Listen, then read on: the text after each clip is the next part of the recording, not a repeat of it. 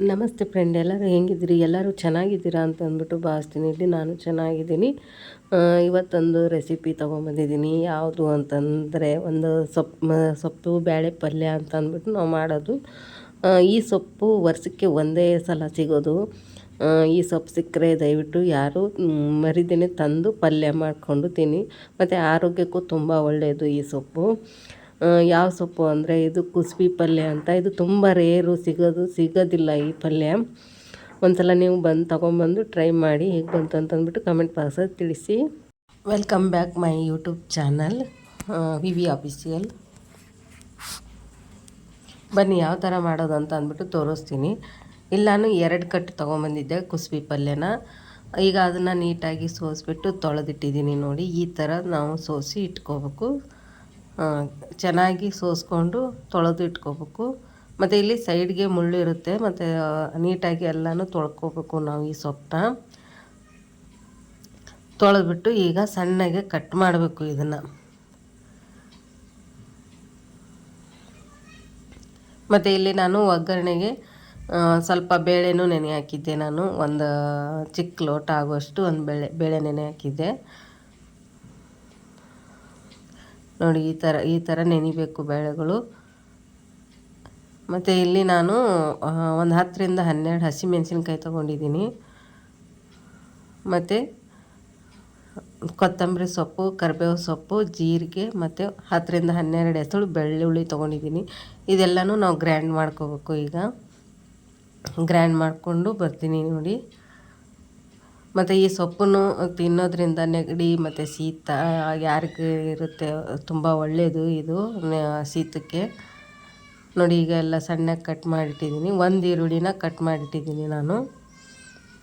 ಇದು ಉತ್ತರ ಕರ್ನಾಟಕ ಕಡೆ ಸಿಗುತ್ತೆ ಈ ಸೊಪ್ಪು. ಅದು ಈ ಮಳೆಗಾಲ ಟೈಮಲ್ಲೇ ಸಿಗುತ್ತೆ ಈ ಸೊಪ್ಪು. ಸಿಕ್ಕರೆ ತೊಗೊಂಬಂದು ಒಂದ್ಸಲ ನೀವು ಟ್ರೈ ಮಾಡಿ, ಹೇಗೆ ಬಂತು ಅಂತ ಅಂದ್ಬಿಟ್ಟು ನನ್ನ ಕಮೆಂಟ್ ಬಾಕ್ಸಲ್ಲಿ ತಿಳಿಸಿ.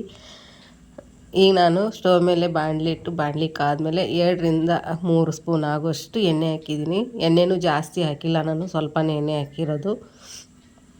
ಮತ್ತು ಇಲ್ಲಿ ಸಾಸಿವೆ ಹಾಕಿದ್ದೀನಿ. ನಾನು ಜೀರಿಗೆನ ಮೆಣಸಿನ್ಕಾಯಿ ರುಬ್ಬುವಾಗಲೇ ಹಾಕಿದ್ದೆ, ಅದಕ್ಕೆ ಇಲ್ಲಿ ಜೀರಿಗೆ ಹಾಕಿಲ್ಲ ನಾನು. ಮತ್ತು ಈರುಳ್ಳಿ ಹಾಕ್ತಾಯಿದ್ದೀನಿ ನೋಡಿ. ಈಗ ಈರುಳ್ಳಿ ಸ್ವಲ್ಪ ಫ್ರೈ ಆದಮೇಲೆ ಈಗ ಹಸಿಮೆಣಸಿನ್ಕಾಯಿ ಮಿಕ್ಸಿಗೆ ಇದು ಮಾಡಿದ್ನಲ್ಲ, ಈಗ ಅದನ್ನ ಹಾಕ್ತಾಯಿದ್ದೀನಿ. ಅದಾದಮೇಲೆ ಸ್ವಲ್ಪ ನಾನು ಅರಿಶಿನ ಪೌಡ್ರು, ಮತ್ತು ಸ್ವಲ್ಪ ಗರಂ ಮಸಾಲ ಹಾಕಿದೆ, ಮತ್ತು ಸ್ವಲ್ಪ ಧನಿಯಾ ಪೌಡ್ರು. ಇದು ಬೇಕು ಅಂದರೆ ಹಾಕ್ಬೋದು, ಬೇಡ ಅಂದರೆ ಇಲ್ಲ. ಮತ್ತು ಈಗ ನಾನು ರುಚಿಗೆ ತಕ್ಕಷ್ಟು ಉಪ್ಪು ಹಾಕ್ತಾಯಿದ್ದೀನಿ. ಈಗೆಲ್ಲನೂ ನೀಟಾಗಿ ಮಿಕ್ಸ್ ಮಾಡ್ತೀನಿ ನಾನು. ಚೆನ್ನಾಗಿ ಫ್ರೈ ಮಾಡ್ಕೋಬೇಕು ಈರುಳ್ಳಿಲಿ. ಇದಾದಮೇಲೆ ನಾನು ಬೇಳೆ ನೆನೆ ಹಾಕಿದ್ನಲ್ಲ, ಬೇಳೆ ಹಾಕ್ತಾಯಿದ್ದೀನಿ ಅದಕ್ಕೆ. ಮತ್ತು ಹೊಸದಾಗಿ ಯಾರು ನನ್ನ ಚಾನಲ್ನ ನೋಡ್ತಾ ಇದ್ದೀರಾ, ಪ್ಲೀಸ್ ಸಬ್ಸ್ಕ್ರೈಬ್ ಮಾಡ್ಕೊಂಡು ನೋಡಿ. ಬೆಲ್ ಐಕನ್ನ ಕ್ಲಿಕ್ ಮಾಡಿ ಆಲ್ ಅಂತ ಸೆಲೆಕ್ಟ್ ಮಾಡಿದ್ರೆ ನಾನು ಯಾವುದೇ ಒಂದು ವಿಡಿಯೋ ಹಾಕಿದ್ರೆ ಫಸ್ಟ್ ನೀವೇ ನೋಡ್ಬೋದು. ನೋಡಿ, ಈಗ ಎಣ್ಣೆಯಲ್ಲಿ ಅದೆಲ್ಲ ನೀಟಾಗಿ ನಾನು ಬೇಳೆ ಜೊತೆ ಹೊಂದ್ಕೋಬೇಕು ಅಂತ ಎಲ್ಲನೂ ನೀಟಾಗಿ ಕಲಿಸ್ತಾ ಇದ್ದೀನಿ. ಈಗ ಇದಾದಮೇಲೆ ಈಗ ನಾನು ಹೆಚ್ಚಿಟ್ಟಿರೋ ಸೊಪ್ಪನ್ನ ಹಾಕ್ತಾಯಿದ್ದೀನಿ.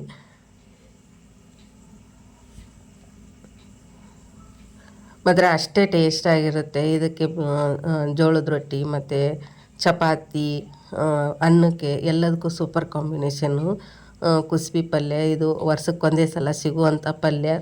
ಸಿಕ್ಕಾಗ ತೊಗೊಂಬಂದು ಮಾಡ್ಕೊಂಡು ತಿನ್ನಿ, ಹೇಗೆ ಬಂತು ಅಂತ ಅಂದ್ಬಿಟ್ಟು ನನ್ನ ಕಮೆಂಟ್ ಬಾಕ್ಸಲ್ಲಿ ತಿಳಿಸಿ. ನೋಡಿ, ಈಗ ಎಣ್ಣೆಯಲ್ಲಿ ಎಲ್ಲ ಮಿಕ್ಸ್ ಆದಮೇಲೆ ಸೊಪ್ಪು ಎಲ್ಲ ಬೇಳೆ ಜೊತೆ ಎಲ್ಲ ನೀಟಾಗಿ ಮಿಕ್ಸ್ ಆಗಿದೆ. ಈಗ ನಾನು ಸ್ವಲ್ಪನೇ ನೀರು ಹಾಕ್ತಾಯಿದ್ದೀನಿ, ಜಾಸ್ತಿ ನೀರು ಹಾಕ್ತಾಯಿಲ್ಲ. ಯಾಕಂದರೆ ಸೊಪ್ಪು ಸ್ವಲ್ಪ